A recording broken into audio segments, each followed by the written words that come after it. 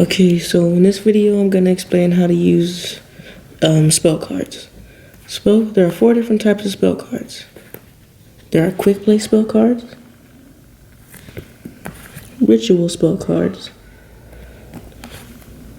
equip cards like Black Pendant, and cards that aren't that don't have a category.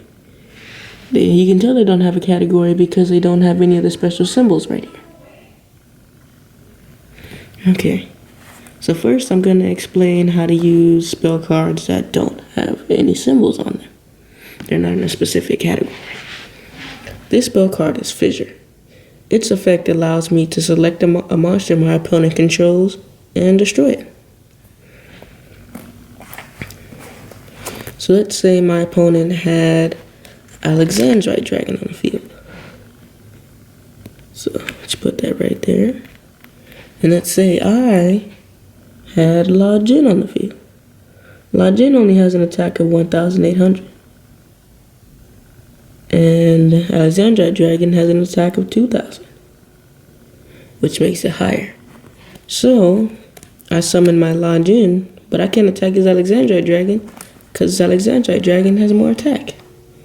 So I'd activate Fissure to destroy his Alexandrite Dragon.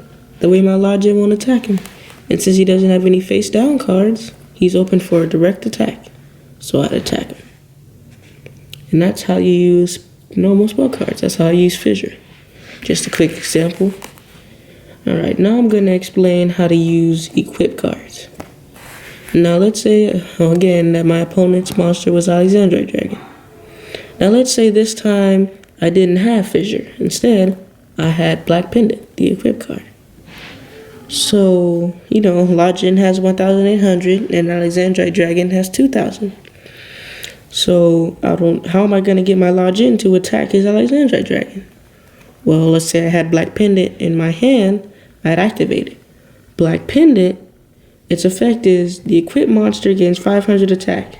When this card is sent from the field to the graveyard, inflict 500 damage to your opponent.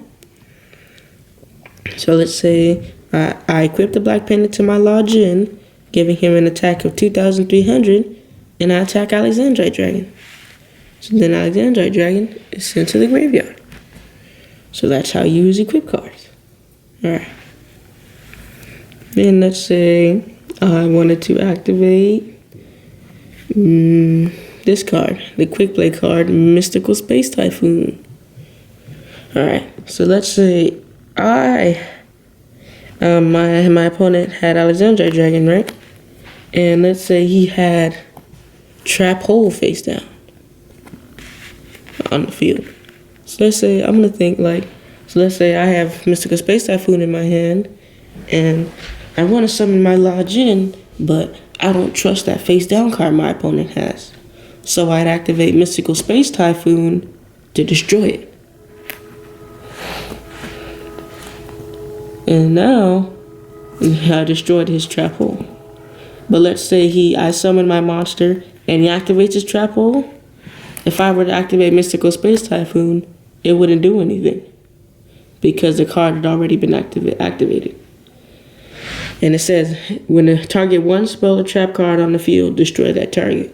So it doesn't say negate the activation. So if he activated his trap hole, after I summon this one, I wouldn't be able to summon Mystical Space Typhoon. So yeah, I always gotta watch out for that. Yeah.